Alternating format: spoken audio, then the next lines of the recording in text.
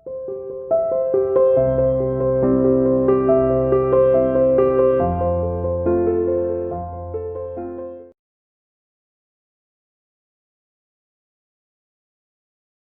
students, welcome to CR International Online Classes. Dear students, today we discuss lesson number 3, change in profit sharing ratio, part number first revision. Dear student, previous videos के अंदर lesson number 2 आपका completed हुआ था। Topic जो हमने पढ़ा था वो गारंटी का था, जिसमें एक पार्टनर को गारंटी दी जाती है कि प्रॉफिट में उसका शेयर क्या होगा। ओके स्टूडेंट्स, तो आज हम कर रहे हैं change in profit sharing ratio. क्या है ये? इसमें सबसे पहला जो वर्ड आ रहा है वो वर्ड है रिकंस्टिट्यूशंस।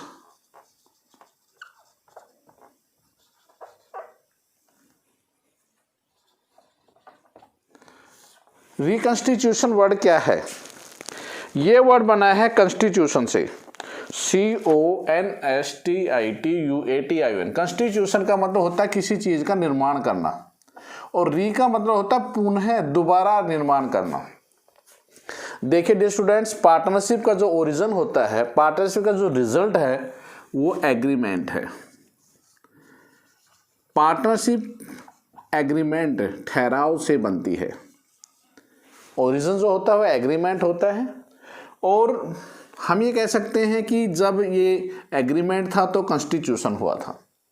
अब दोबारा देखें, इन एग्रीमेंट्स के अंदर जो परिवर्तन हो रहा है उसे कहते हैं रिकंस्टिट्यूशंस। तो यहां दो बातें आ रही हैं। Old agreement comes to an and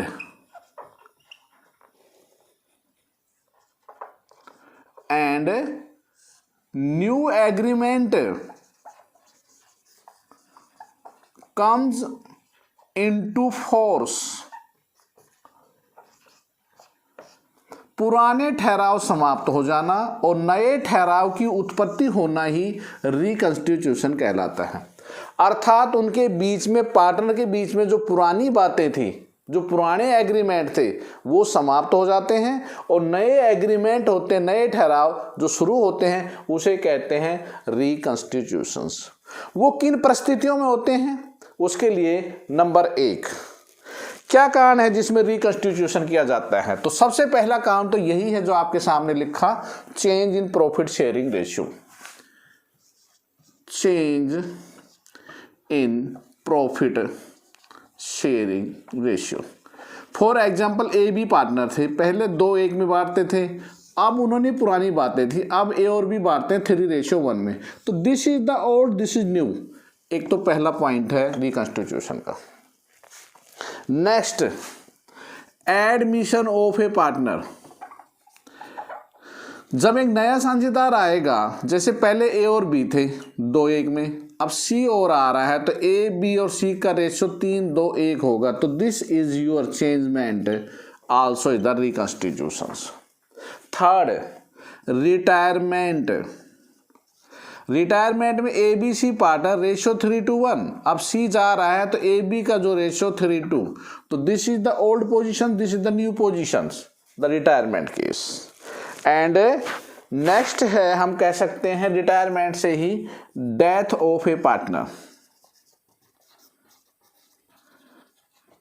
same ditto, A B C partner 3:2:1, इसमें से सी की मृत्यु हो जाती है तो ए बी का ratio 4:3, this is your new changement. 4 बातें। नेक्स्ट, नंबर 5, पांचवी कौन सी बात हो सकती है जिसके अंदर कोई चेंजमेंट आ रहा है? वो वर्ड है अमलगमेशंस। अमलगमेशन क्या वर्ड है? सुनो ध्यान से। अमलगमेशन का मतलब होता है सम्मिश्रण, 2 फर्म इकट्ठी होनी, अमलगमेशंस। अमलगमेट होना, जैसे A B firm, C D एक फर्म है, ये 2:1 में बांटी, 3:2 में, अब दोनों मिलाकर बना दी A B C D firms, ratio 3:2:1:4। तो this is your ratio of, this is the old position पे थे और अब ये न्यू पोजीशन पे। तो these are the 5 circumstances the change in profit sharing ratio. जो रेशियो है उसके अंदर जो बदलाव आया है, अब जब बदलाव आ रहा है तो कौन कौन सी किस एडजस्टमेंट करनी पड़ती है, वो हम एडजस्टमेंट हम सीखेंगे इस लेसन के अंदर। क्या क्या आएंगे डियर स्टूडेंट्स? सबसे पहले जो एडजस्टमेंट होगी आपको ट्रीटेड करना होगा, सैक्रिफाइस रेशियो और गेनिंग रेशियो निकालना होगा। ये फर्स्ट एडजस्टमेंट है। दूसरी एडजस्टमेंट गुडविल के रिगार्डिंग में होगी। थर्ड जो एडजस्टमेंट होगी वो आपका होगा change in profit sharing ratio, जो है वो reserve and surplus and profit के अंदर क्या बदलाव आता है उनका। फोर्थ जो एडमिनिस्ट्रेशन होगी वो रिवैल्यूएशन के रिगार्डिंग में होगी। और फिफ्थ है वो एडजस्टमेंट ऑफ कैपिटल। यही कंसेप्ट हमारे सामने आएंगे जो हम पढ़ेंगे, जिनके ऊपर आपकी वीडियोस आएंगी वो इन्हीं के रिगार्डिंग में आएगी। एक बार फिर बता देता हूँ, पहली जो वीडियो आज जो मैं चर्चा करूंगा ये यहाँ पर हम यहाँ विराम चिन्ह लगाएंगे। और गुडविल बहुत ही लेंथियर है, इसके अंदर गुडविल के रिगार्डिंग में बहुत कुछ बता रखा है, लेकिन आज हम जो पढ़ेंगे वो मैं अभी बताने जा रहा हूँ आपको। सैक्रिफाइस रेशियो और गेनिंग रेशियो और गुडविल के रिगार्डिंग में पढ़ेंगे। प्रॉफिट शेयर रेशियो अंदर रिजर्व एंड सरप्लस का क्या ट्रीटमेंट होगा और प्रॉफिट का क्या ट्रीटमेंट होगा वो हम नेक्स्ट वीडियोस के अंदर पढ़ेंगे। जो अकाउंटिंग ट्रीटमेंट होगा वो रिजर्व एंड सरप्लस का और revaluation of the assets and liabilities का क्या ट्रीटमेंट होगा और एडजस्टमेंट ऑफ कैपिटल का क्या ट्रीटमेंट होगा। तो these are the 5 concept adjustment of the change in profit sharing ratio. चलो जी, अब बारी बारी से हम स्टार्ट करते हैं। क्या है, सबसे पहले वर्ड आ रहा है सैक्रिफाइस रेशियो। क्या है सैक्रिफाइस रेशियो? सैक्रिफाइस का मतलब होता है त्याग करना। अर्थात देखिए, एक कैंडिडेट अपने हिस्से को दूसरे कैंडिडेट के लिए त्याग करेगा। तो इस प्रकार से हम ये कह सकते हैं कि in favour of, for example A और बी 1:1 ये रेशियो था 1/2 1/2। अब देखिए आधी आधी रोटी खा रहे थे, सुनना ध्यान से। अब यहां पर हम ये कह सकते हैं इसने अपना आधा हिस्सा इस कैंडिडेट को दे दिया, तो इसके बाद ए के पास 1/4, तो इसके पास कितना होगा 3/4। तो देखिए एक ने सैक्रिफाइस कर रहा है, एक को गेन हो रहा है। यहां मैं दोनों वर्डों को डिनोट मार रहा हूं। सैक्रिफाइस और गेन क्या होता है? सैक्रिफाइस इस कैंडिडेट का सैक्रिफाइस है, एक का हिस्सा आधा था, आधे में आधा इसको दे दिया, तो इसके लिए तो सैक्रिफाइस वर्ड हुआ। और इस कैंडिडेट का 1/2 से 3/4 होगा, इसको गेन हो गया। तो यहां पर दोनों वर्ड आ रहे हैं। इसने जो त्याग किया वो सैक्रिफाइस है, इस कैंडिडेट को जो फायदा हुआ गेन है।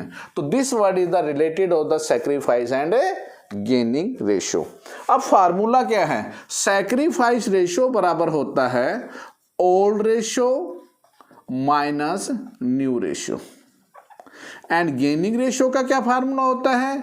जस्ट रिवर्स होता है, new ratio minus old ratio. तो दोनों का रिवर्स हो गया ना। सैक्रिफाइस रेशियो ओल्ड में से न्यू घटाते हैं और गेनिंग रेशियो न्यू में से ओल्ड घटाते हैं। तो बोथ आर द, एक का सैक्रिफाइस और एक का गेन। और इसी के रिगार्डिंग में स्टूडेंट्स आपके क्वेश्चंस दे रखे हैं। नेक्स्ट वर्ड क्या है सुनिए। नेक्स्ट मैंने बताया था, जो आज हम जिसकी चर्चा कर रहे हैं वो गुडविल का meanings, just like the features and the factors affected and the what is the method is the treatment of the goodwill. Goodwill क्या है? Goodwill is simplicity word, you can say the reputation and name and fame. Goodwill का सीधा सा अर्थ है किसी प्रसिद्धि, नाम। देखो फर्म के अंदर जो पार्टनर होते हैं अपनी मेहनत, अपनी ईमानदारी से एक फर्म की गुडविल को मेंटेन करते हैं, क्योंकि गुडविल का जो सीधा रिलेशन है वो प्रॉफिट से होता है। देखिए फर्म के अंदर प्रॉफिट का जो होगा वो गुडविल की वजह से, रेपुटेशन नेम एंड फेम बना, और वो बनती है हार्ड वर्किंग, डिटर्मिनेशन और योर ऑनेस्टी। आपकी ईमानदारी से, आपकी कर्तनिष्ठा से, आपकी प्राणता से, आपकी मेहनत से हम कह सकते हैं गुडविल मेंटेनेबल होती है। चलो जी, गुडविल आपने बनाई, ये इसका है। अब it is the definition provided by them. इसकी एक परिभाषा दे रखी है, लॉर्ड एल्डन ने परिभाषा दी है। और वो परिभाषा क्या है? इसमें ये बताया है goodwill is nothing more than this the possibility and the may be that, कहता है probability, goodwill is nothing more than the probability old customer choose old place. उसने कहा है कि गुडविल इस संभावना के अतिरिक्त कुछ नहीं है कि पुराना ग्राहक हमेशा पुराना स्थान ही चुनता है। तो ये थी डेफिनेशंस गुडविल के रिगार्डिंग में। व्हाट इज द मीनिंग और डेफिनेशन पे हम इसकी आते हैं कैरेक्टरिस्टिक्स पे। कैरेक्टरिस्टिक्स विशेषता किसी चीज के। तो सबसे पहली विशेषता क्या है कि एक गुडविल है एक इंटेंजिबल एसेट्स है। अब इंटेंजिबल क्या होती है? इंटेंजिबल का मतलब होता है we can not touch and see, only feel that. हम छू नहीं सकते। टेंजिबल जो होती है उसका एक मूर्त रूप होता है, जैसे furniture, land and building. But goodwill is intangible assets, assets है बट इंटेंजिबल एसेट्स है, we can not touch and see, only feel that. हम महसूस करते हैं कि फर्म के अंदर जैसे ही प्रॉफिट ज्यादा होने का मूल कारण क्या था कि ग्राहक ज्यादा से ज्यादा या बिक्री ज्यादा हुई, बिक्री ज्यादा हुई तो प्रॉफिट ज्यादा हुई है। तो goodwill is a intangible assets. Second, it is valuable. अन्य एसेट्स की तरह इसकी भी कीमत होती है। जैसे बिल्डिंग 5 लाख की, ऐसे गुडविल 1 लाख की, 2 लाख की। तो गुडविल एक वैल्यूएबल एसेट्स मानी जाती है। और गुडविल की वजह से जो हमारा जो प्रॉफिट होता है वो हेल्पफुल इन द एक्सेडिंग, दो हमारे प्रॉफिट को एक्सेस करवाने में गुडविल का एक अहम हाथ होता है। जो हमारा प्रॉफिट बढ़ता है वो गुडविल के, मैंने सीधी पहले कहा था, गुडविल का जो सीधा रिलेशनशिप होता है वो हमारे प्रॉफिट के रिगार्डिंग होता है। और हम ये कह सकते हैं ये केवल हम बिजनेस को जब बेचते हैं जब भी इसको ट्रीटेड करते हैं। बिजनेस हम जो सोल्ड करेंगे तो पूरी गुडविल एंटायर बिजनेस को सोल्ड करने पे ही हम इसका ट्रीटमेंट करते हैं। तो some feature regarding of the goodwill. अब ये गुडविल के फैक्टर क्या हैं, किससे प्रभावित होती है गुडविल, किससे घटती और बढ़ती रहती है? विच factors affected by the goodwill, कि गुडविल को वो कौन कौन से फैक्टर्स हैं जो इसको अफेक्ट करते हैं। तो some factors affected by them. सबसे पहले फेवरेबल लोकेशन, फेवरेबल